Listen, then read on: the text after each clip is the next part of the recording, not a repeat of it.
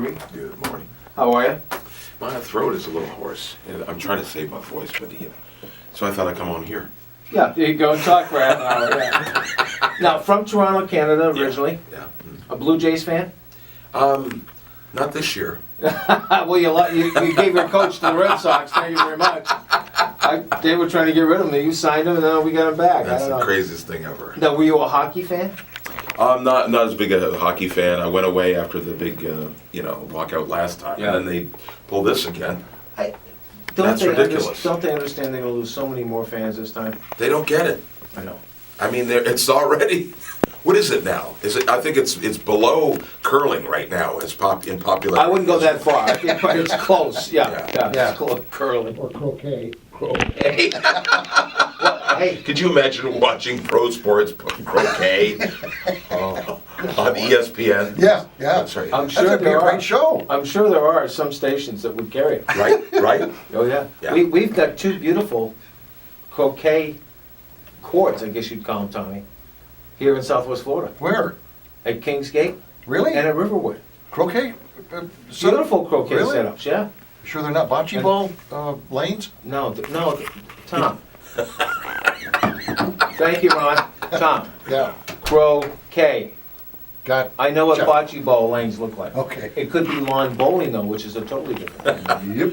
Good afternoon, ladies and gentlemen, and welcome to the annual croquet tournament right here in beautiful Florida. You had a good crowd last night, huh? Yeah, we had a great crowd last night. Now, but except for what happened to me, I go to rent a vehicle at the airport because I always fly into Tampa.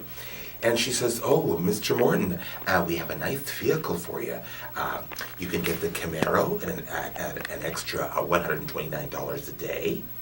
But we're having a sale, so it's only an extra $62 a day."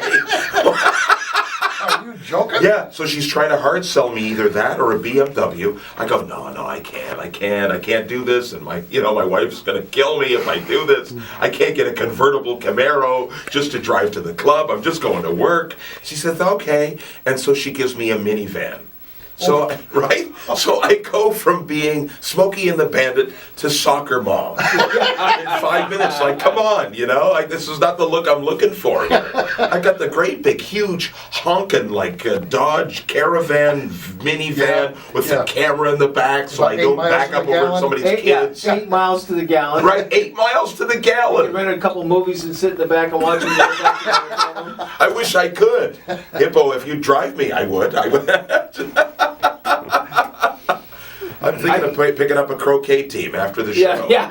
Hey, you know what? To me, that was one of the dumbest things they did. Great for parents to put the video things in the back. Yeah. But how many people have turned off wanting to see the end of the movie? I've done that myself. Yeah. What's waiting playing at a on long there? traffic light? Yeah. Yeah. Looking in the back window? Yeah. Yeah. I can't help myself. I see TV and that's it. I'm like a moth to a flame. I go right in there. What shows? I got to tell you, when I was in graduate school, Yeah. this teacher did a rant on television how it ruins America, doesn't teach any values at all. Yeah. And Morton Mindy was big at the time. Yeah. So I set up all the TVs in the classroom with Morton Mindy on it.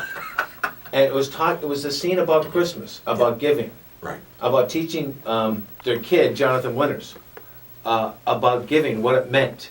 Mm-hmm. And it was playing as the teacher walked in, and every student in the class, a lot younger than I was at the time, were watching this.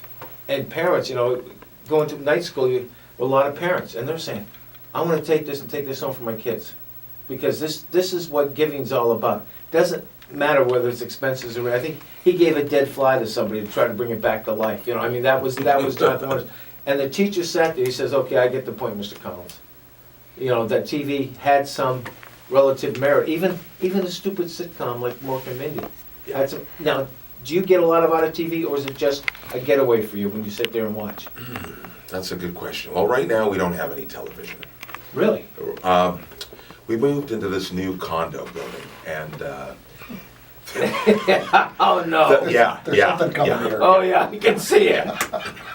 And so we tried to get cable for our TV, So it's a brand new cable. We're on the 32nd floor, and this guy comes in. He says, "Okay, I'm going to hook up your cable." He comes in. He says, do you have a ladder? I go, like, I just moved in here. Of course I don't have a ladder. So he's standing on one of our good chairs. he goes in the closet. That's where all the wires are. Yeah. And if there's a little panel there that you have to take off to access the wires, Right. he takes out not all 4 screws. He takes out 3 screws. And then he bends the panel back. Like, how lazy can you get? So then he's mucking around for about a half an hour. He can't find it. He can't fix it. He can't do it. He calls somebody. They come over. They're a friend. They're talking in another language. I don't know what it is. They go like blah blah blah blah blah blah blah. I don't know blah blah blah blah blah. Then they go, oh, we can't fix it. Well, we'll come back. So they come back the next week. Then the next week. They still can't hook it up. So then we're going back and forth. This is like 5 appointments I've had with these people, and the cable company is right across the street from me. I can see the cable company. I see the great big dishes, the satellites and everything. I can zip line to the cable company, but I can't get cable from this cable company. So they go, okay, Mr. Morton, this guy comes over. He's supposed to be an expert. He says, hey, buddy, come here. I want to show you a problem. I go, okay, I come out of the thing there. He shows me the cable. It's cut. Somebody has cut the cable. So there's just 2 little frayed wires in that. He says, listen, this is the problem. This has got to be cut. I'm going to send in an expert. What does he do? He sends back the first guy that took out the 3 screws and messed up. Yeah. So he comes in. My wife is there. My wife. I'm on the road.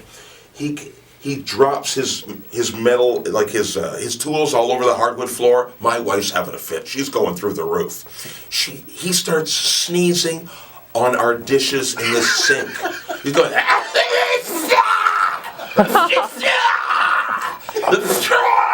she says, you gotta go.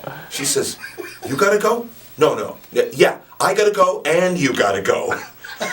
You gotta go. She kicked him out and we said, I guess God said we're not meant to have cable. We're not meant to have TV. So I have spent the last year and a half with no television. Well, you know what you ought to do? You say the cable company's right across the street from you? Yeah. Well, have them give you a long piece of wire. You go up. Can you open the window up there? Throw the cable out.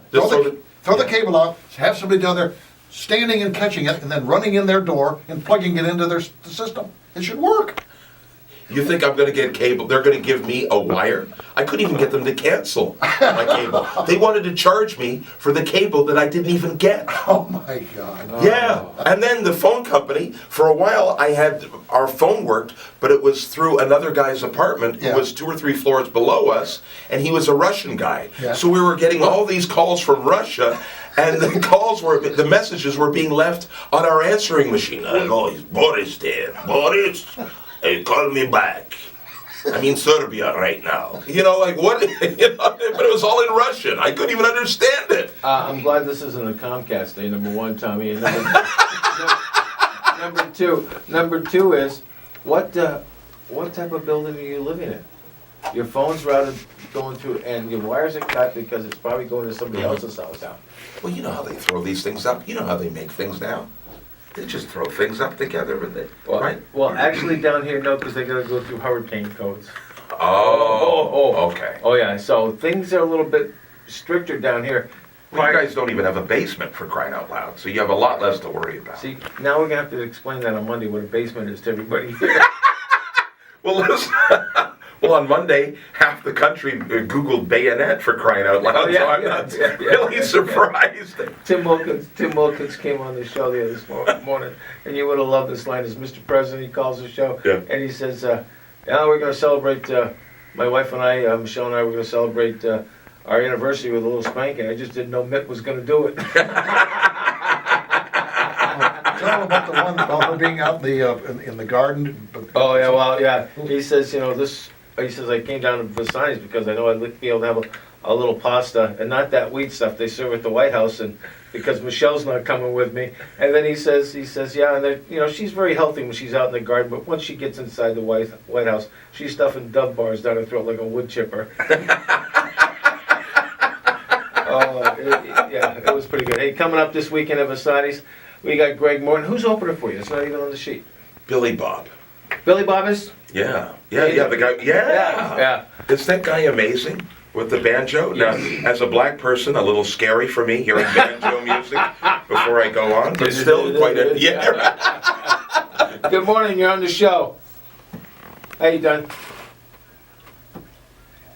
Yeah, yeah. Those are our great comedians out there. Ask All right, your it's time wife, for she'll our- know. Yeah, it's right now time for the